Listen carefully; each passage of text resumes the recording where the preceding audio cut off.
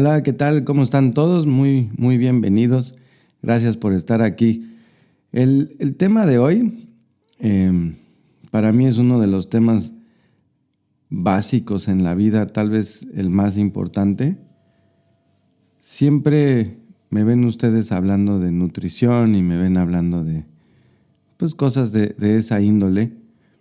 Y sí, la salud del cuerpo es fundamental, pero el tema de hoy trata de una salud que es todavía más profunda y más trascendental, que es que tiene que ver un poco con por qué estamos vivos, que no tiene que ver con el cuerpo, si les hace sentido eso. Y el tema es cuál es la importancia de reconocer mis dinámicas familiares. Yo recuerdo cuando entré en contacto con este tema y me molestó mucho la primera vez que fui a una constelación familiar. Y la tesis del terapeuta era que cargamos los errores y los dolores familiares por encima de nuestra individualidad. Y yo me acuerdo cómo me molestó eso, porque antes que nada, antes que ser mexicano o ser norteamericano, soy occidental. Y como hijo de occidental, mi identidad del ego es lo mío, es mi estandarte. Y que alguien venga a decirme que yo tengo que pagar los platos rotos de lo que hicieron mis padres y mis abuelos y mis tatarabuelos me parecía una cosa enferma. Tenía ganas de pelearme con el terapeuta y me molestó mucho porque se me hacía una idea muy injusta en la vida. ¿Cómo? Que mis padres hayan metido la pata y que hayan hecho sus tonterías y que mis abuelos y bisabuelos hayan tenido sus locuras y su época, está bien, los respeto y no los voy a juzgar hasta donde puedo, pero que eso dictamine quién soy y lo que vivo en mi vida y lo más profundo y lo más doloroso que estoy viviendo en mi vida, no tenía ninguna semblante de justicia. Para mí era la cosa más aberrante que podría haber escuchado. Y entonces me molestó mucho, pero desgraciadamente entrarle esa idea me sirvió más que cualquier otra cosa que había yo vivido en terapia hasta ese momento. Entonces, con esa introducción, pues podemos pensar en la terapia desde, digamos, Freud, ¿no? Hay terapia más antigua, pero ya es en el mundo oriental. Acá en el mundo occidental la contamos desde Freud. Y sí hay algo cierto con Freud, es la individualidad de nuestro ego. Él inventó el concepto moderno de ego, que está muy bien, es muy admirable. Hizo cosas increíbles Freud y hay que agradecerle. Tal vez basado un poco en Maimónides o lo que sea, pero hay que agradecerle, ¿no? A esta introducción de su teoría, ¿no? Pero es muy claro que en la idea de Freud, que es la que domina la psicología moderna, el yo es el yo, punto. Y está bien, pero y con mucho respeto a los psicoanalistas y a la terapia psicoanalista, llegó a un límite muy rápido, porque como todo gira en torno al yo y al poder del raciocinio, y no me voy a meter en camisa de 11 varas hablando, comparando psicoanálisis con las demás, simplemente les estoy contando mi propia trayectoria y otras corrientes psicológicas o de estudio de la psique humana, ¿no? Pero entonces sí, el ego para el occidental es el ego, o la identidad individual, nos es importante. Yo soy yo no soy mi familia, yo soy yo. ¿Por qué voy a pagar lo que yo no hice? Y es una idea muy lógica y justa. Pero cuando yo, muy joven y tenía mis depresiones tremendas y un buen día fui con un psiquiatra y me diagnosticó que era bipolar y me enojé mucho. Luego a veces cuento esa historia y ya me quería medicar y me fui muy enojado porque le dije, no me voy a meter fármacos, pues si lo que quiero es no meterme nada. Vine contigo porque justo no me quiero meter fármacos y tu única opción es empujarme fármacos, pues es lo que no quiero. Quiero resolverlo desde mí. Yo nací No me puedes decir, vengo porque me siento roto y me dices que estoy roto, pues no me estás ayudando. Y estoy tan roto que ahora necesito un fármaco el resto de la vida. No, yo nací quien soy y quiero ser yo y quiero equilibrarme desde mí, desde mi propia fuerza, desde mi voluntad. Y lo que me estás diciendo es mi peor pesadilla, que ya estoy tan roto que no voy a poder funcionar en el mundo si no me tomo un fármaco. Me molestó la falta de respeto porque me lo dijo en 15 minutos y sin conocerme. Entonces no me gustó. Y ahí tuve una búsqueda, como ustedes que me están escuchando, sufrimos.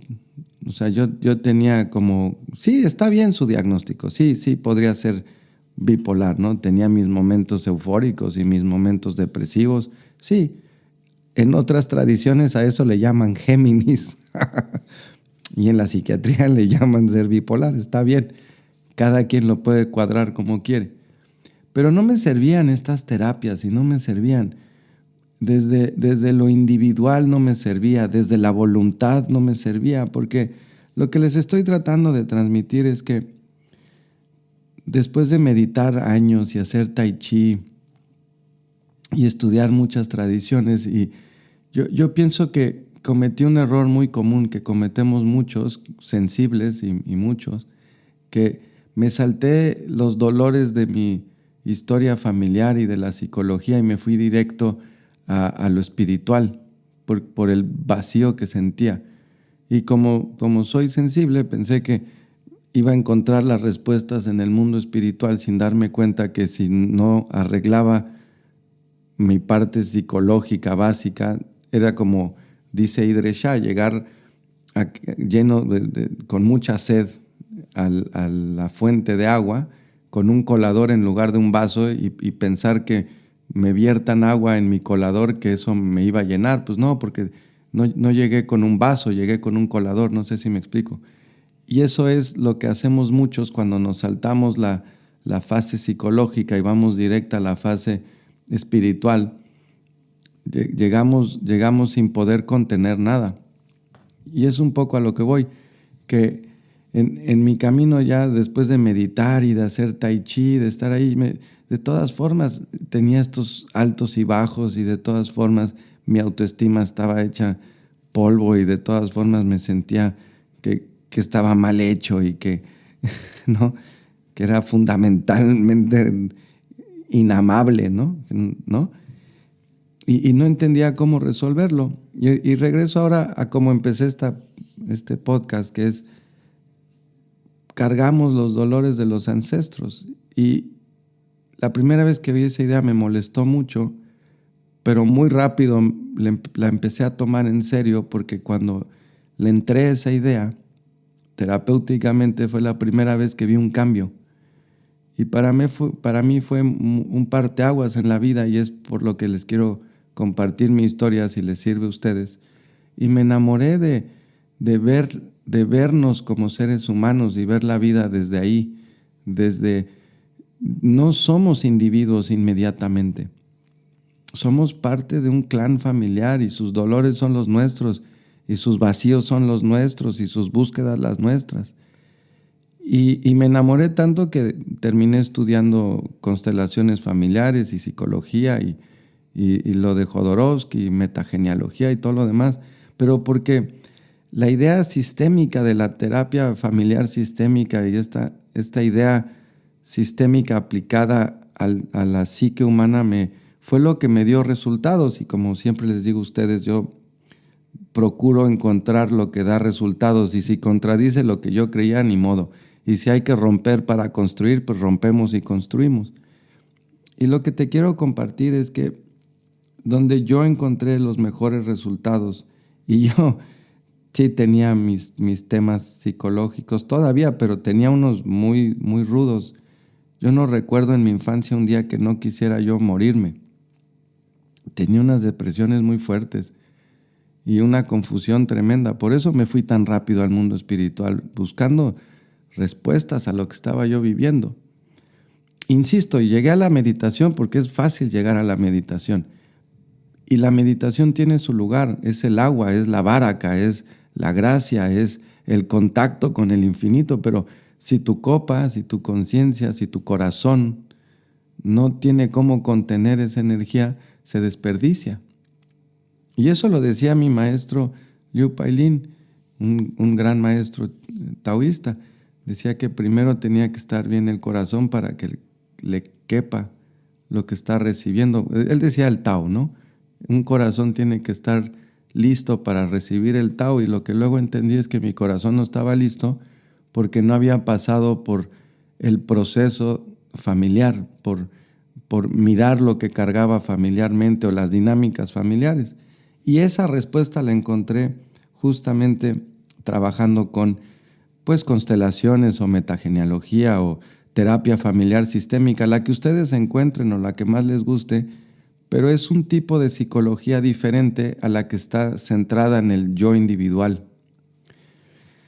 Y ya muchos años después, y ya de haber pasado un proceso personal y haber pasado académicamente, haberlo estudiado y haber trabajado con pacientes y todo eso, ahora mi visión es muy diferente. Lo que veo, pensemos, ¿no? Cuando nacemos no hay un yo. Hay un cuerpo, pero no hay un yo. No hay una propiocepción psicológica que diga yo soy yo y tú eres tú. Hay un cuerpo, un bebé recién nacido no sabe que él es él o ella es ella, ¿no? Es simplemente una existencia, pero no tiene una individualidad. Y es curioso porque ahí está el cuerpo con toda su sabiduría de millones de años, pero no hay un yo, no hay una identidad egoica. Y esa identidad egoica se va formando con el tiempo. Se empieza a identificar, se empieza a diferenciar de su entorno, y la culminación de la aparición del yo ocurre en esa ventana que se abre de la adolescencia, que está relacionada con la identidad psicosexual, ¿no? Que es la adolescencia. Entonces se abre la ventana psicosexual, se cierra la ventana psicosexual, y esa es la culminación del yo, es donde surge el yo, es donde el yo sabe que soy yo y soy diferente a todo lo demás, y además mi búsqueda es esta, mi dirección es esta, ¿no? Ya dependiendo de cada temperamento. Pero lo curioso para mí es que antes de ese yo no está el yo. Hay un yo mucho más disuelto, como diríamos en la espagiria, es un yo más solve, más disuelto, es un yo familiar. Si yo les fuera a dar una metáfora a esto, nuestro cuerpo, si fuera un árbol, las raíces de nuestro cuerpo están en la tierra, en la evolución de la especie y en la comida que comemos, el agua que bebemos y el aire que respiramos. Somos materia, somos polvo, somos ceniza y regresamos a la materia y a la tierra. Y somos información como cuerpo con un recuerdo de millones de años que se transmite en la especie, como memoria genética, si le quieres llamar así.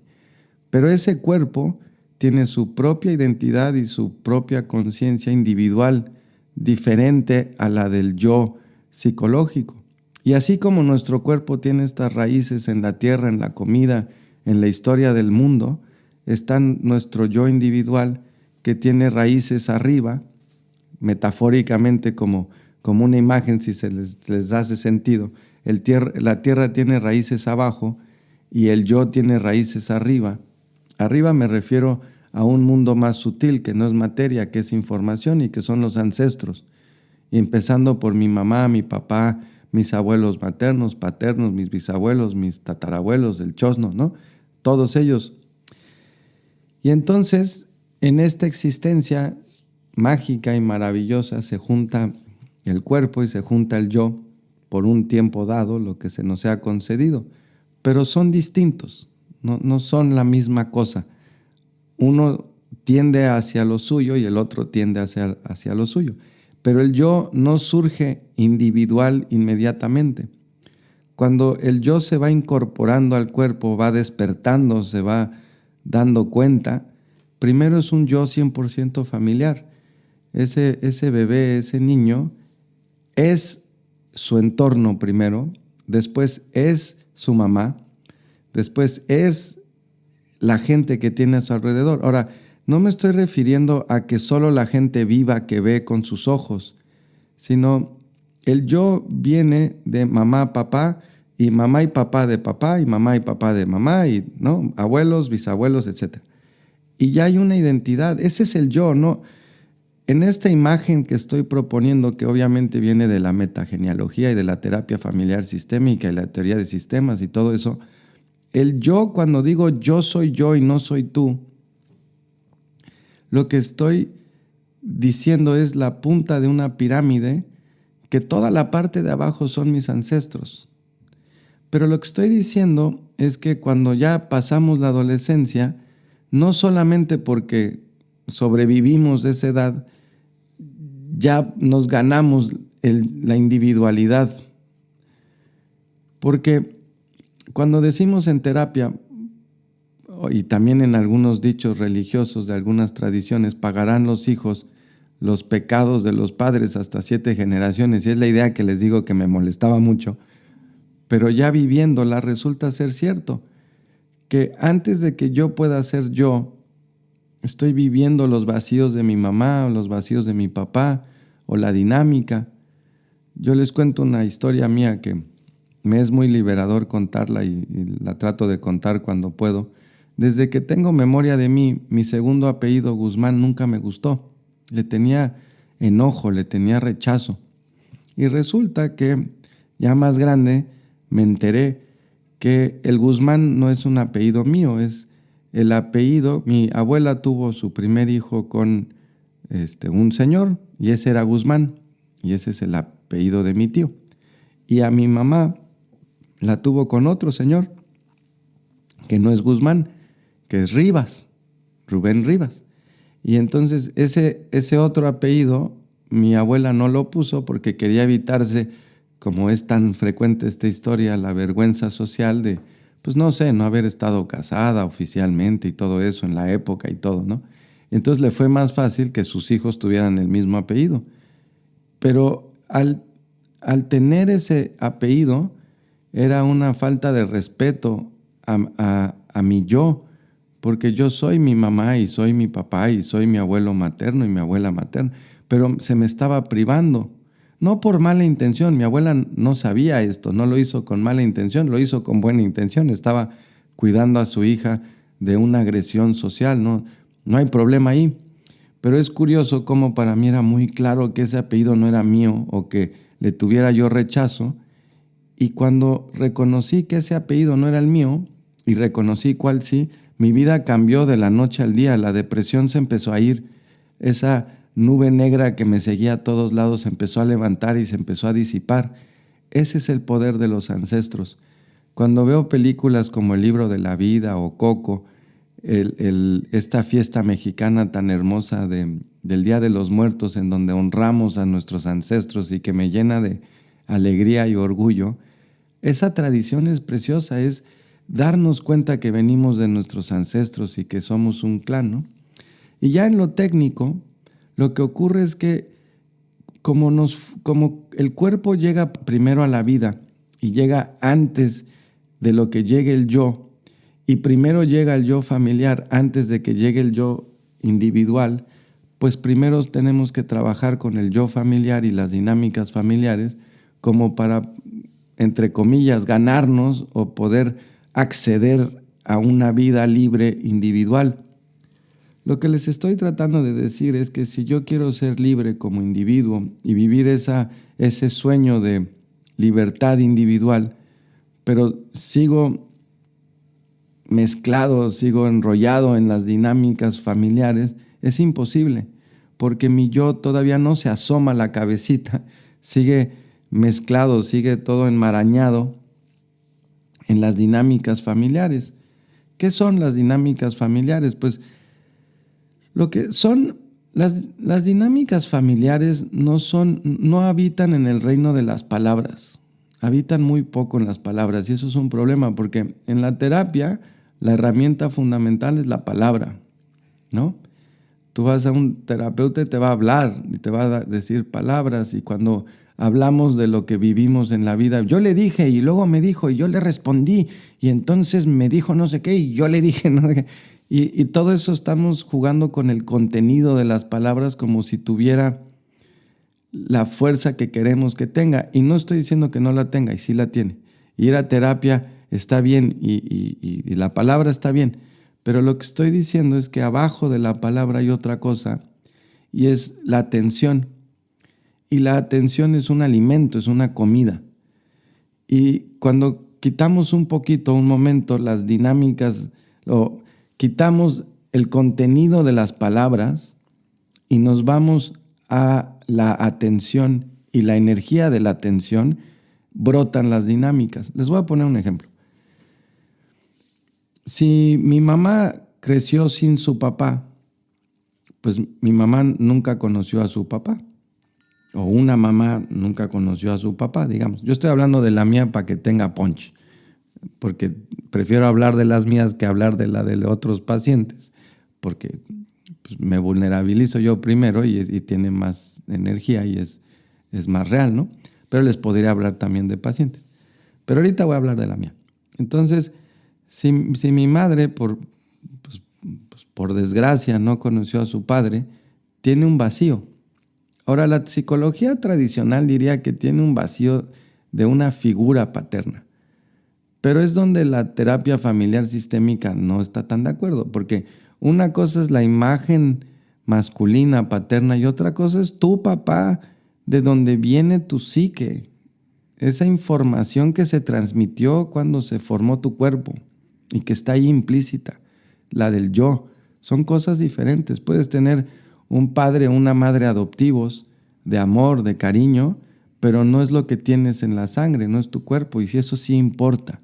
En esta realidad, al parecer, la evidencia dice que sí importa. Entonces mi mamá sí tuvo imágenes paternas, pero no conoció a su padre biológico.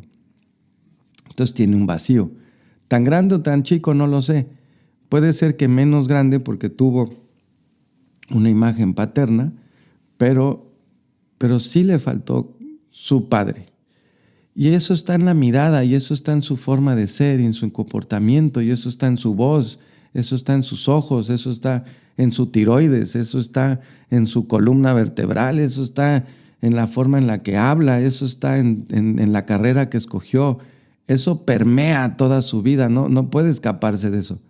Y cuando uno nace como hijo, yo soy el segundo, entonces lo que hemos observado en la teoría sistémica, el primero carga a papá un poco más sus vacíos, el segundo hijo carga más a mamá, el tercero a la pareja, el cuarto a la familia extendida y así. Ese es tema para otro día. Y entonces el segundo, que soy yo, carga más del dolor de mamá, el vacío de mamá. Y yo me fui en esa dinámica, pero derechito. Y entonces de que tengo memoria de mí, pero estoy hablando de 3, 4 años, buscaba terapiar a mi mamá porque veía la tristeza en sus ojos, veía su vacío y trataba de hacer algo, lo que fuera, portarme mal para que me regañara y se saliera de la tristeza, o terapiarla o decirle que la necesitaba cuando veía que se estaba deprimiendo, poniendo triste. Y toda mi vida se fue a tratar de llenarle ese vacío, y así surgen las dinámicas familiares. Porque cuando nunca lo iba a lograr, porque un hijo no puede llenarle el vacío de un padre a su padre o a su madre. Entonces estamos condenados a fracasar, y ahí es donde surge este dolor de la autoestima, cuando sentimos que estamos mal hechos y que no servimos para la vida. No es que no sirvamos para la vida, lo que termina pasando es que no le puedo llenar el vacío a mi mamá o a mi papá, y eso lo interpreto como estoy pequeño, como que no sirvo para la vida y estoy mal hecho. Sí, estás mal hecho para llenarle los vacíos a tus padres, no estás mal hecho para ser tú. El problema es que no estás siendo tú, estás siendo una función en una dinámica que no te toca. Y ese estado se vive cuando uno ya es consciente como estar sobrepasados. Entonces creo que me van entendiendo cómo surge. Cada vez que yo me ponía al servicio del vacío de mi mamá y me rompía la cabeza y hacía todo en mi poder para tratar de llenarle ese vacío, había un premio de pertenencia, de atención. Esa es la comida que buscamos, ¿no? Ese es el elixir maravilloso, la atención, la mirada amorosa.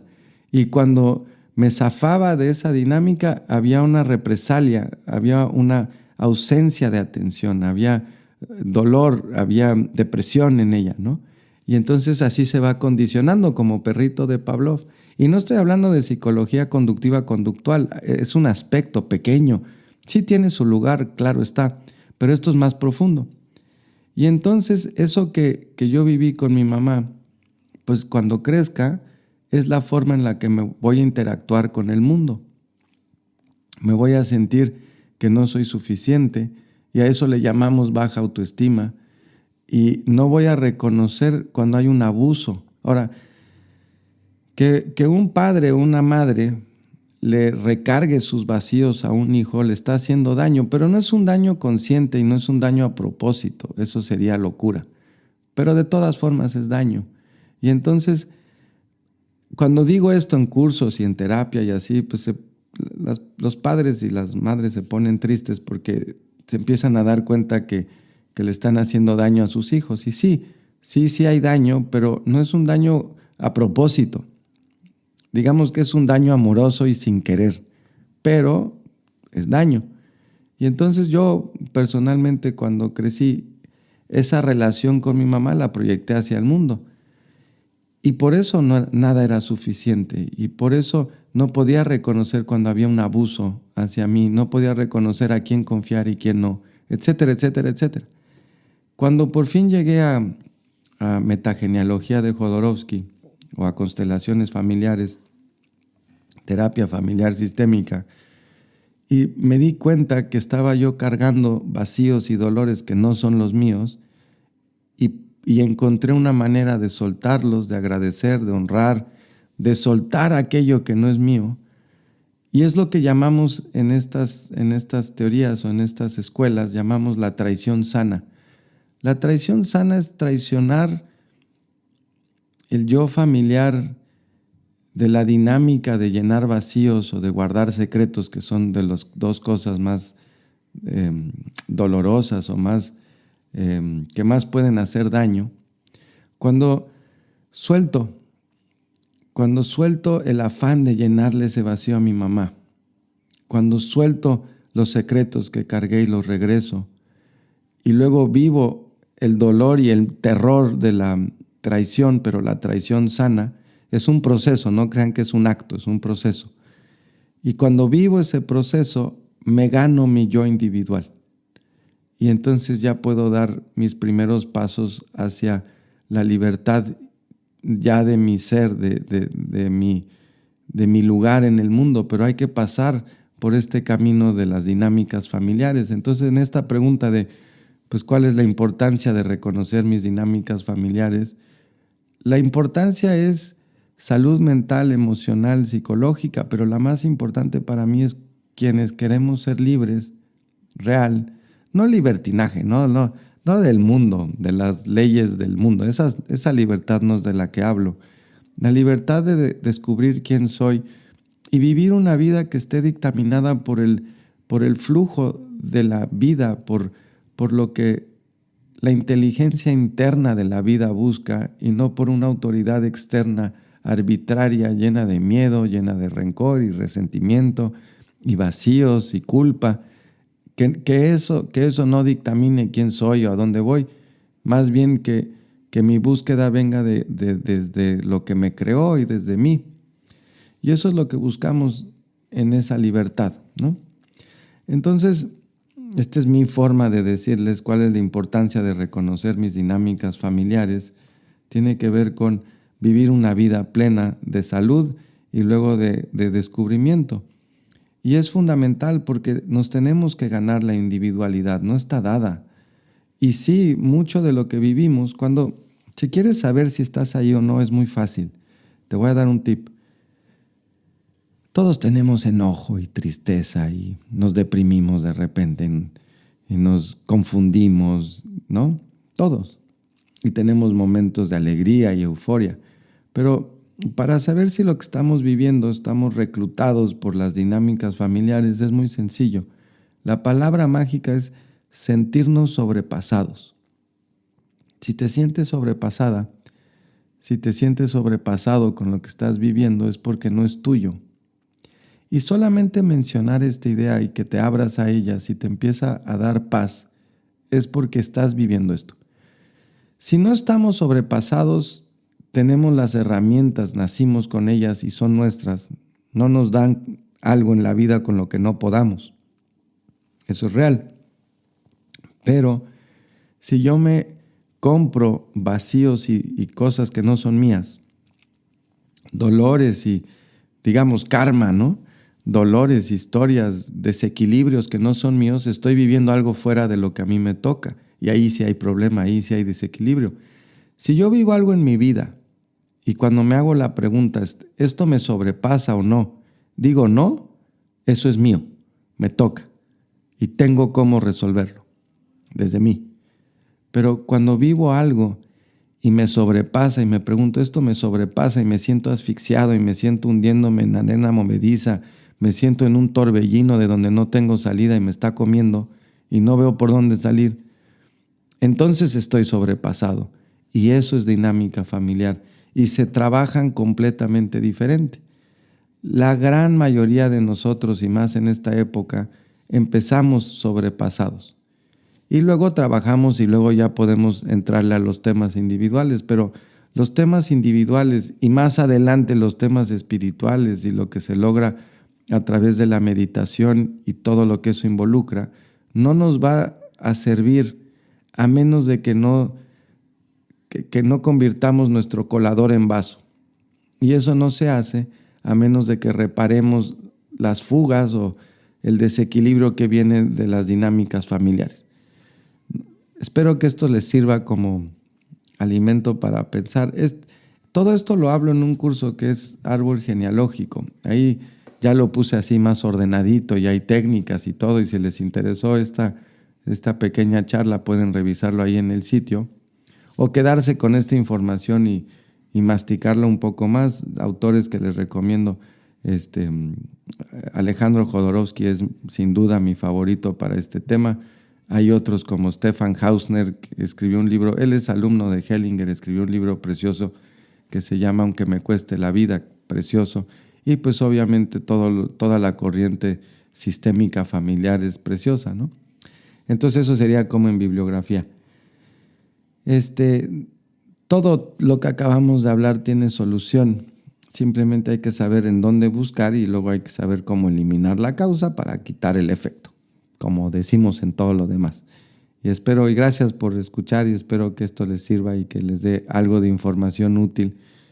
Y mi más profundo anhelo es que esta información les cambie la vida como me la cambió a mí cuando entré a ella y que sea así como el hilo de Ariadna, ¿no?